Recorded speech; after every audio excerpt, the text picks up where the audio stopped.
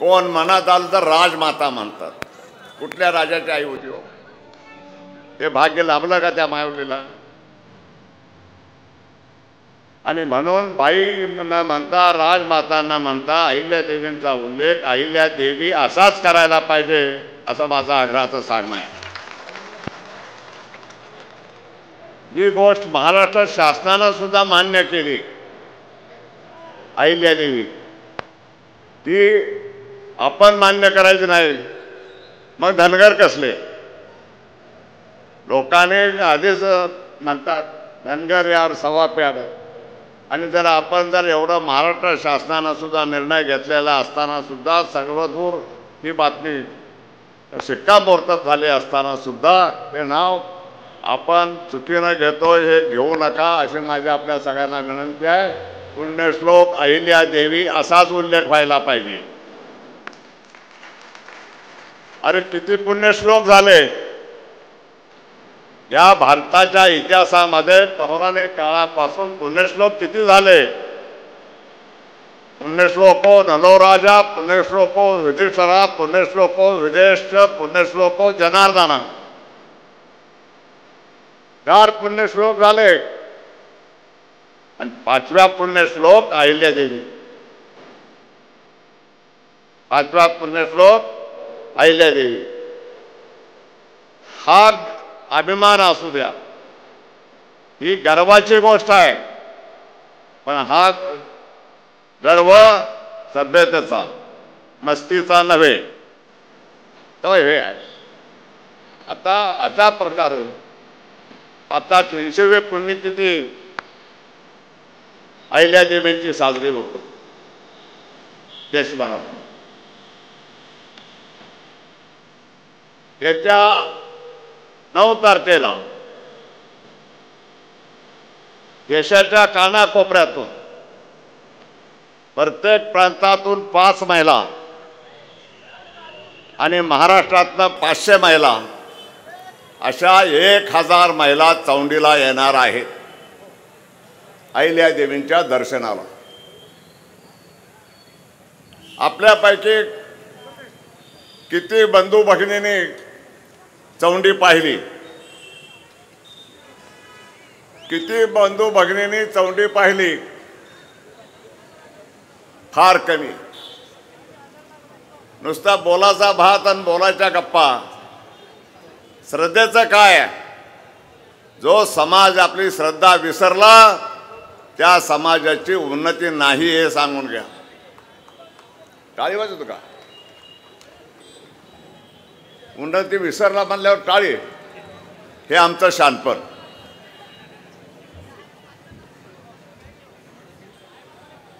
काय बोलावं?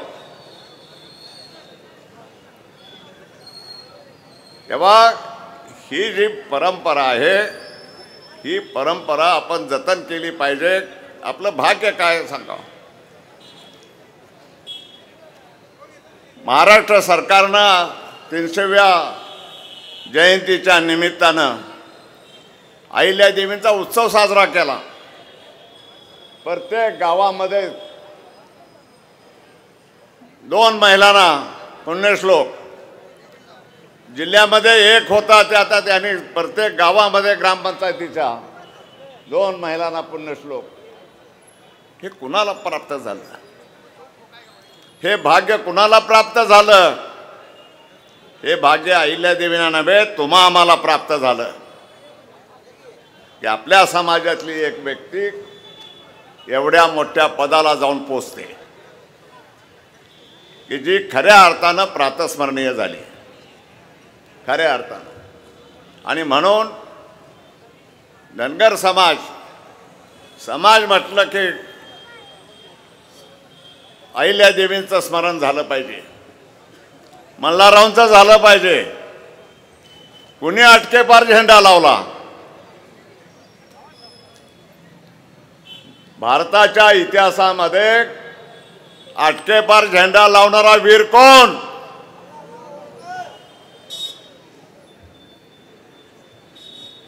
कोण? मल्हारराव होळकर यांनी अटकेपार झेंडा फडकवला शिवाजी महाराजांचा. ही कर्तबगारी आहे का बाई? कोण याचं हे करत नाही, कारण देखत ऐकत धनगर यांना काय भाव द्यायचा आहे, ही समाजामध्ये इतर समाजामध्ये भावना रूढ झालेली आहे की भावना मारायची असेल आणि धनगर समाजाला स्वाभिमानाचा उल्लेख जर व्हायला पाहिजे असेल तर ह्या आपल्या ज्या सगळ्या बाबी आहेत हे आपण जागा करून लोकांच्या पुढं मांडल्या पाहिजे ठामपणानं. अनेक वीर झाले, छत्रपती शिवाजी महाराजांच्या पासून प्रेरणा घेऊन अनेकांना बलिदान स्वीकारलं, पण हे हिंदवी स्वराज्य अटके पारण्याचं काम मल्हाररावांनी केलं. अटके पारण्याचं काम मल्हारराव. घरामध्ये घरभेदे असतात, पेशवाईती होते.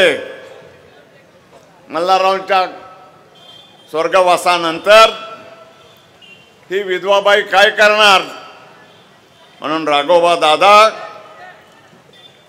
इंदूरचं राज्य बळकावण्याच्या दृष्टीनं आले. अहिल्यादेवींना ही माहिती कळली, पण अहिल्यादेवी अशा हुशार की त्यांनी राज्यकारभार करायला सुरुवात केल्यानंतर पुरुषांच्या बरोबरीनं महिलांना सुद्धा लढायचं शिक्षण दिलं. या देशाच्या इतिहासामध्ये महिलांची फलटण कुणी उभा केली, महिलांची फलटण कुणी उभा केली? पुण्यश्लोक अहिल्यादेवीने केली, पुण्यश्लोक अहिल्यादेवीने केली. आणि नुसती फलटण उभा नाही केली तर राघोबाचा क्षिप्रा नदीच्या पलीकडल्या तटावर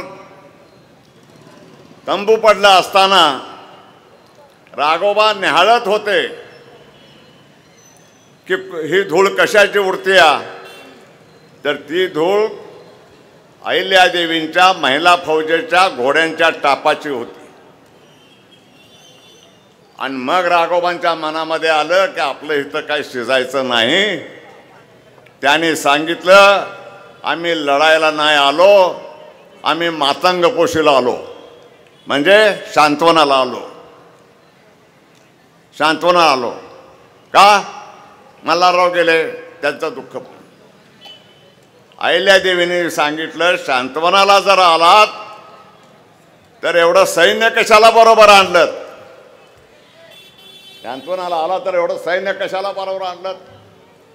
याद राखा, आमच्या राज्यावर जर वाकडी नजर ठेवाल तर हत्तीच्या पायाला बांधून धेंड काढीन. पेशव्यांना असं कुणी बजावलं हो या इतिहासात? पेशव्यांना अशी तंबी कुणी दिली या इतिहासात महाराष्ट्राच्या? फक्त अहिल्यादेवीने. हत्तीच्या पायाला पेशव्यानं तंबी दिली. आणि मग त्याने पवित्रा बदलला. ते म्हणले, आम्ही मातंग पोशीला, म्हणजे मुलगा वारला त्याच्या सांत्वनासाठी आलोय, आम्ही लढायला नाही आलो. अहिल्यादेवी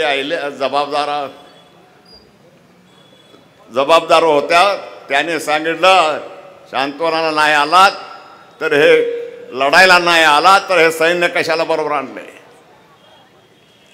आणि म्हणून तुम्ही जर पेशवे म्हणून आला असाल तर तुमची हत्तीवरनं मिरवणूक काढीन अंबारीतनं, आणि आमच्या राज्यावर वाट नजर ठेवली असली तर हत्तीच्या पायाला बांधून इंदूरमधनं धिंड काढीन.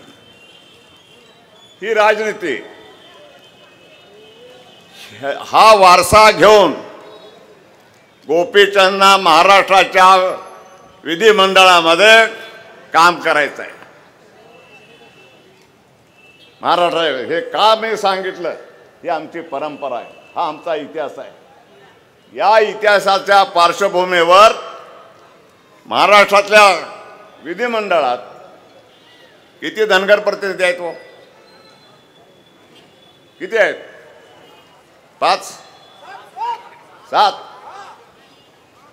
म्हणजे 279 मध्ये 7 खिरीत खराटा अशी आपली अवस्था.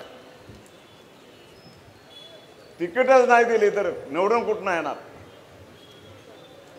तिकीट नाही दिली तर निवडून कुठनं येणार?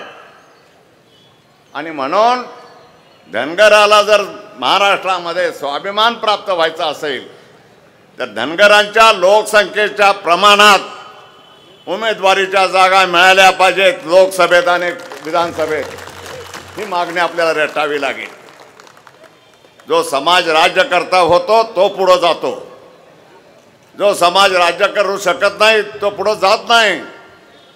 हे दुसरी गोष्ट, धनगर समाजाचा विकास. धनगर समाजाचा विकास काय विकास करायचा हो? आपल्याला धनगर का म्हटलं? धनगर याचा अर्थ धनाचा आगर म्हणजे धनगर. शेळ्या मेंढ्या हे धन होतं, ते धन आता कुठं आहे? आणि म्हणून या स्वराज्यामध्ये धनगर भिकारी झाला. लक्षात ठेवा, स्वराज्यामध्ये धनगर भिकारी झाला. मेंढरं गेली. 600 रुपये 700 रुपये मटण. तुटू नका त्यांचं बटन, आम्हाला काय करायचं, 700 हो नाही तर 800 हो. पण याच्यामध्ये धनगरांचा फायदा काय?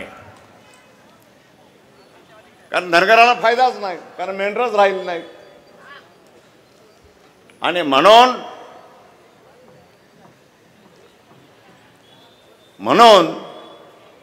धनगर हा सदन झाला पाहिजे. म्हणून जसं सिंधी लोक निर्वासित होऊन आपल्याकडे आले, माळावर राहिले, पण सरकारनं त्यांची सगळी जबाबदारी घेतली, घरं बांधून दिली, धंद्याला भांडवल दिलं.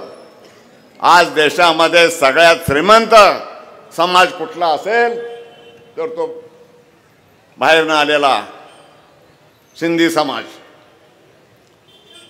आणि सगळ्यात भिकारी कोण असेल तर जो धनाचा आगर होता तो धनगर. तेव्हा या शेळी मेंढी विकास महामंडळाच्या मार्फत खास योजना आखून धनगराला शेळ्या मेंढ्या खरेदी करण्यासाठी, बंदिस्त शेळी पालन करण्यासाठी कर्ज पुरवला पाहिजे. अशा तऱ्हेची मागणी करून आपल्या 5 वर्षाची कारकीर्द गाजवावी अशी ह्या तिन्ही आमदारांना विनंती करतो. आणि वेळ कमी असल्यामुळे माझं बोलणं संपवतो. नमस्कार.